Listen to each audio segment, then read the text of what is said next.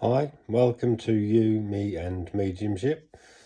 I wasn't too sure really what to talk about this evening, so I thought I'd just sit here with yourselves really and see what influences I get, what I pick up from spirit.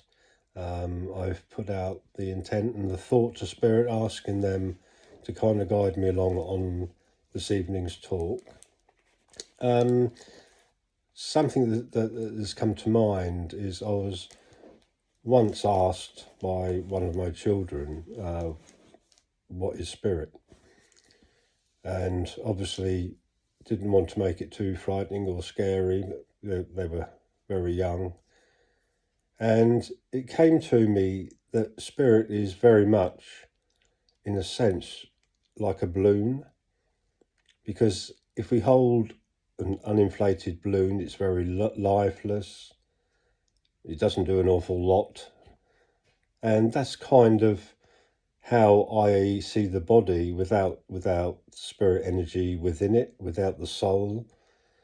So that's how I explained it. I basically said that all you need to do to give life to that balloon is put air into it. So if you imagine air being the soul, if we put life into the balloon, it then can float around and you can play with it, you can do all sorts of things with it, and it's full of life and bounces about, floats through the air. So it contains within it the life force. Now, if we take the life force away from that balloon, it then simply falls to the ground and it is lifeless. But the minute we let that air out, that air goes into the atmosphere and still exists and will always exist in some shape or form. So if you imagine the air being the soul, when that soul is allowed out of the body, when the air is allowed out of the balloon, it carries on, still exists around us. So that was my sort of simple way of explaining what spirit really is. It's life force within a material body. So yeah, that's how I described it to them. Like I said, the air still exists, even though the balloon has once again fell to the ground. So that's really what spirit energy is. And as I speak to you this evening, I'm sensing a photograph for some reason that's literally just come through to me, and it may mean something to one of you. And please comment or message me if it does. And it is a photograph. It consists of a gentleman sat on a motorcycle. Now I need to go back a number of years for this picture because it's black and white, and definitely an old motorcycles. I like motorcycles myself, so I can tell it's definitely an old motorcycle, and it is a photograph of this gentleman sat upon a motorcycle, and who I believe may well be his daughter, is squatting down by the motorcycle, and by her is all I can describe is probably as a mongrel type dog, like a terrier, of which she has her arm around. So this photograph must be maybe relevant to one of you who are listening this evening. And okay, as I speak, he's given me an element of grudge in a way where he feels he wasn't a really good father, in the sense that he still lived that lad's lifestyle.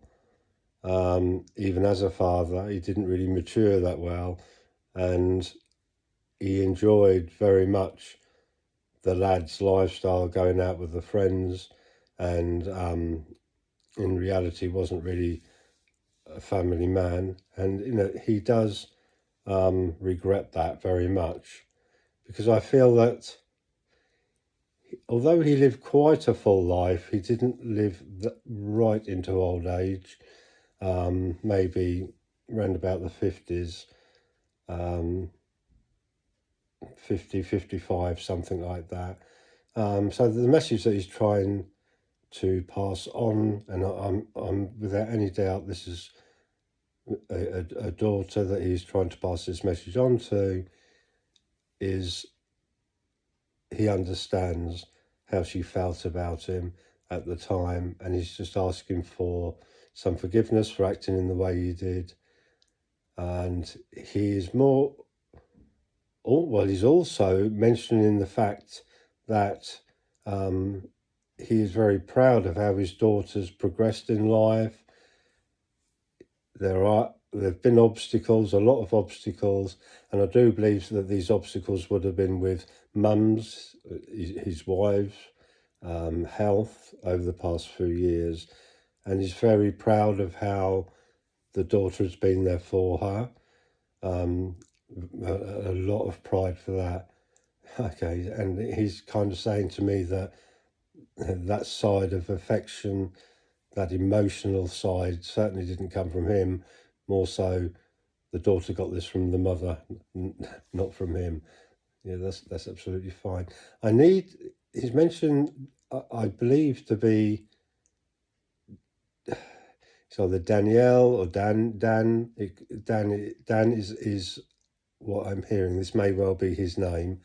I'm trying to get, if he could just mention his daughter's name for me, would make things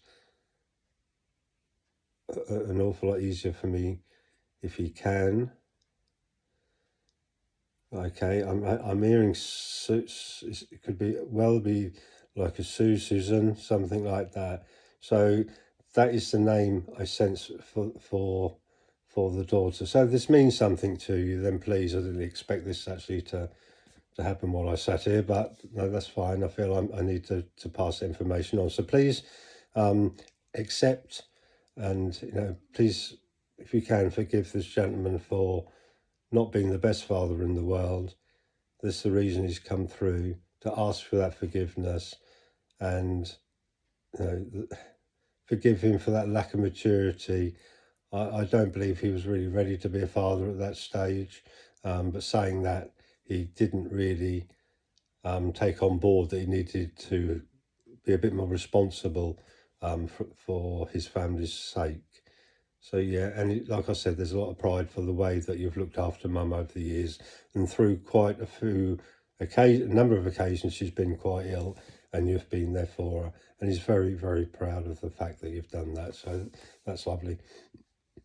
So if Spirit would like me to talk about anything in particular this evening.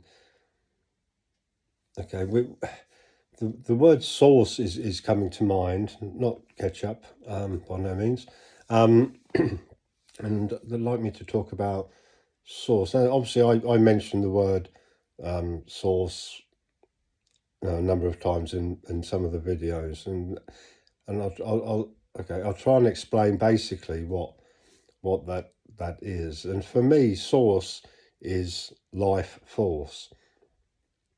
It is the energy that runs through the veins of everything that's around us, like the plant life, ourselves, the earth, the universe, if you like. It is that energy field that runs through everything. Now, when we talk of source, in a sense, this is a conscious source. So this source is consciousness itself. We are part of that. Our true consciousness, our true selves, are part of that source, and it is all interlinked. So we are, in a way, all linked together. We all link with each other. We all link with the world around us, the trees, the plants, the animals, everything that we see, we all link into, because we're all part of that same consciousness, that same source. So although we are a living element within a body of that source, obviously when we pass, that source will carry on, and it still runs through the consciousness that's around us. It becomes part of it, as it is now, but that part will never ever die. It will never end. It will carry on. So as mediums, obviously we link into that life force, that source, that consciousness of that soul, we link into that, and we have conversation with that. We relive certain memories with that consciousness. So that's basically what source is, that energy field, the energy that runs through everything. So it's important as well, I think, we learn to have respect for every living thing, even some plants and trees. Everything is obviously has its purpose. We have our purpose, and our purpose being to, in a way, give even more energy to the source, the consciousness that's around us. And we can do that by giving off positive energies, by being loving and caring, and understanding the purpose of other things in the world, like the animals and the trees, and they all have purpose. And obviously without the trees, we certainly wouldn't be here, I guess. And talking about like animals, now there are animals that are a lot more aware than what we are. They have higher senses than what we have. We need to learn to respect that and treat them with respect in a respectful way. And they have a better understanding than what we do.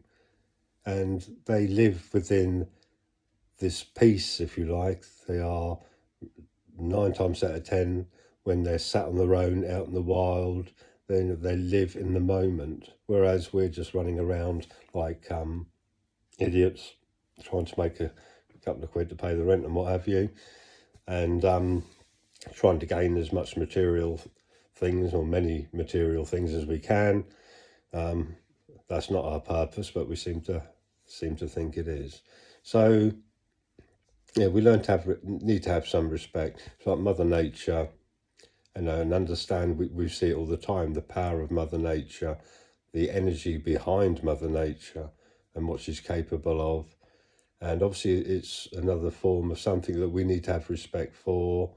And we've got things like global warming going on. We need to look at that and act on that. And it's all about respect. I'm a strong believer in the fact that there is enough of everything for everybody to survive a happy life within this world. There is enough food, there's enough water, and we are capable of helping those. We're all capable of helping those that don't have enough food and don't have enough water. There's enough wealth in this world for us to be able to achieve that. And maybe instead of hanging on to that wealth, we have obviously some very rich people in the world. I'm not one of them, unfortunately, but no, we do have rich people in this world who maybe instead of holding on to some of this wealth, they could put it to good use, and we could help, some of the less fortunate. And, I'm a strong believer in that. And obviously we've got like the wars and things going on, and it's sad. A lot of this is all again down to material things. We all think we own certain pieces of land, whereas in theory we truly don't. The world is the world, the earth is the earth, and nobody has a stamp on any of that. And obviously to attack different countries and because you want to own it is a sad state of affairs, really. Anyway, we're getting a bit political, and that's not why I'm here. So yeah, so as mediums, obviously we do our little bit. We try and get things out there, if you like. In a sense, we try and give evidence of life after death, and obviously that's a very small part of what we do, because we're here for a reason. That's our purpose, is to give this evidence and to light that sparkle within another soul. So we don't know. We mustn't give a reading and walk away and think that's it. We must. I think it's good at times if we can just sit down and think about why we do the readings and what we've achieved by that. I don't want to sound like a salesman, but I think it's important that we understand our purpose and why we have, I don't like to call it a gift, it's a natural ability, but why we are able to use that in a positive way more so than others. And I believe, and maybe that is our life's path. That's what we need to do. So we need to light that spark within another soul. So by giving evidence from mum, dad, grandfather in spirit, if we give really good evidence, we will light that spark within someone else.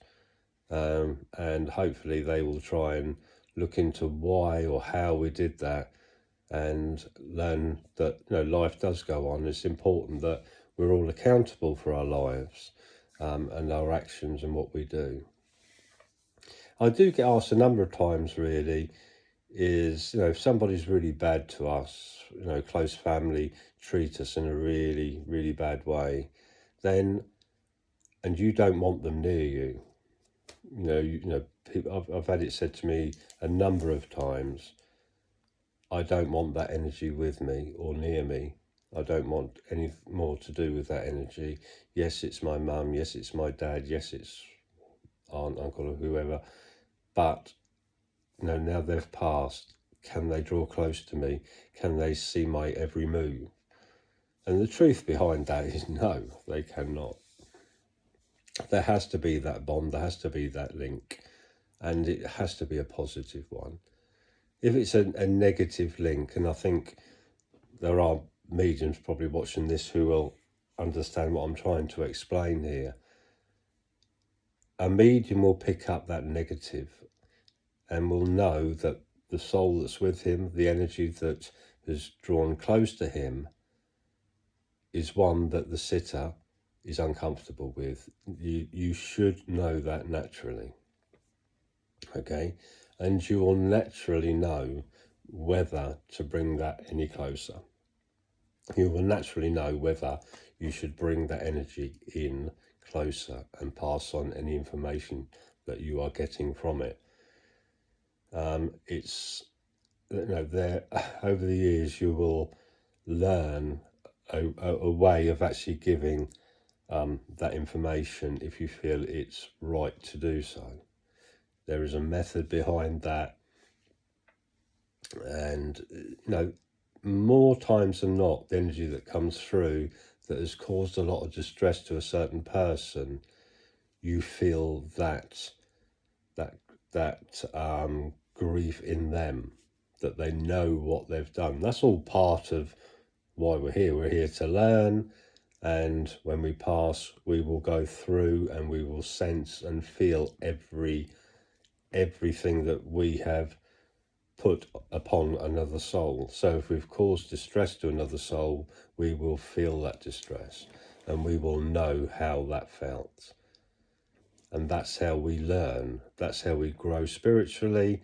That's how we will understand that what we did was wrong.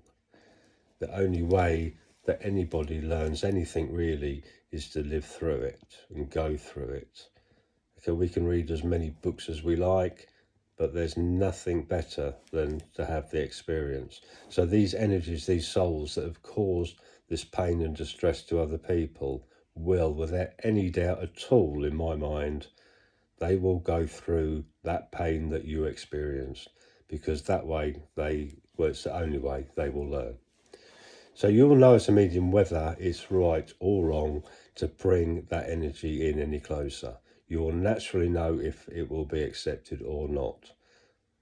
Obviously you can ask, but I sometimes don't want to cause that stress upon somebody.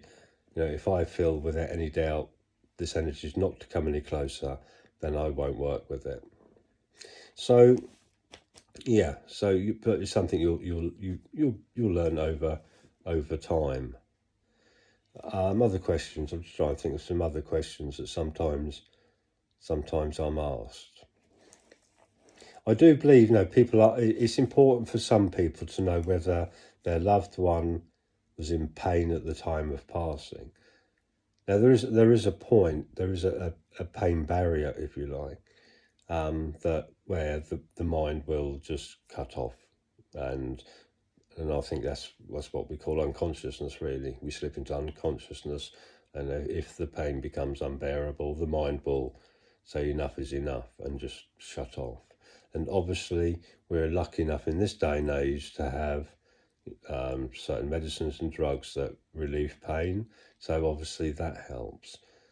But more so, I think over the years, any energies I've picked up that have suffered in any way will say that they pass peacefully, even if it's very, very quick and there's little pain. I think the stages of anyone suffering is normally early on in an illness, and obviously once that illness is diagnosed, and obviously medication is given, and what have you. But I think when there's a sudden passing, it's rare that a soul will suffer. So that's another question that somebody, well, say somebody, a number of people have asked, and was that, did they suffer? Now, the element of passing, it wasn't too long ago, when somebody asked, how do we die? Well, obviously we stop breathing, that's quite obvious. But no, how do we die? Well, we know as mediums that souls will come and be there for another soul passing. So normally it's a close relative, it could be a close friend. In reality, it could be just about anybody. And we see many videos of people experiencing energies coming in to take them into spirit. We see on some of the hospice ones I've seen where a patient, a person is experiencing seeing their husbands, their wives by the bed in light, come to take them and help them pass over. So obviously that happens, but as the soul leaves the body, and many people experience, they've sat by somebody's bed and they've actually felt that person's soul leave their body. Some are lucky enough to see it. They experience this feeling of the energy just leaving the body, and it's a wonderful thing. So as the soul passes, it will find itself in a place that will be familiar to it, depending on the age of that soul. Any knowledge that we have as soul beings will instantly return to us. It will instantly be at the front of the mind. Obviously, while we're living this experience, we have that knowledge, but it's pushed well back. It's well deep within us, and it's not always something that surfaces that often. We might get little inclinations now and again, but once we pass, that knowledge and awareness comes back. So we will understand where we are. We won't find ourselves in some strange place thinking, well, where do I go from here? Because, I'm lost. You will know where you are. And like I said, depending upon the soul, really. So if you're an old soul, the passing will be quite straightforward, quite simple in a sense, that you will know instantly where you are, and that level that you find yourself upon will be known to you. You'll know it like the back of your hands, like coming home from work, really, I guess. So you'll be comfortable and at peace where you are. Young souls, from what I've been led to believe, and I will sit with questions sometimes for spirit, and I will sit and listen for the answers. And I did question, what about a young soul? Now, the answer that I received and the understanding I got from that was that if the soul is young, then it will find itself in a place very similar to where we are now. Okay? It will be very, very similar in a sense that we feel comfortable. Whatever happens, we will be comfortable. We will be safe, and we will have other energies with us. But a young soul will find itself in a place very, very similar. So you find that sometimes when you're giving readings, you will get a sense of the age of that soul because of that soul's understanding of where it is. And sometimes, some souls will speak of things very similar to what we have here, and you will find other souls will never mention it. They won't mention, oh, I'm doing this, I'm doing that. Yes, I can do that now in spirit. I'm doing exactly the same as what I did once when I was alive. And, I've even felt energies that talk of things like fishing, energies that talk of homes.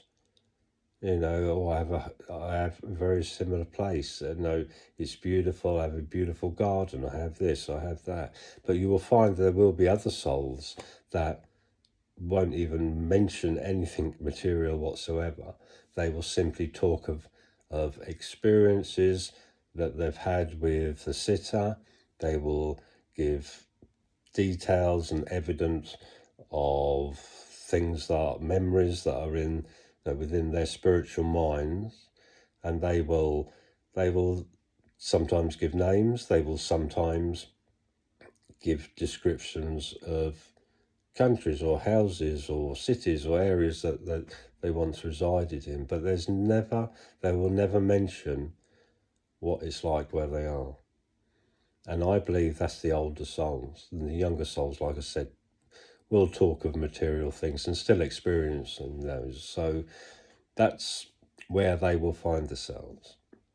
So passing, whether a young soul or an old soul, will always be peaceful. You will always have assistance. There will always be an energy there with you to help you pass over. So a bit like the balloon, really. It's like the air leaving the balloon, isn't it? It goes into another state, if you like, but still exists. So it's very similar to that. So those two things kind of go together quite nicely, really. So I've been blabbing on a bit, so it's just a bit of a chinwag tonight, really. Nothing exciting, not too exciting, but I hope you enjoyed it. And don't forget, if that photograph means something to you and you want to message me,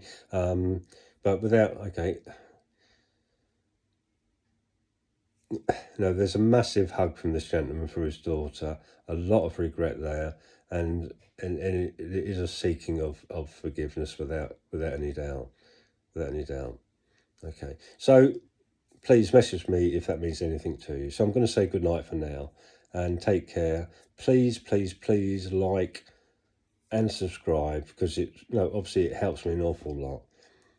You can find me on Facebook of You, Me and Mediumship. I don't put an awful lot on there. I tend to use YouTube more than anything. But it's been great speaking with you and I hope you enjoyed it. And I'll speak again very soon. Bye for now.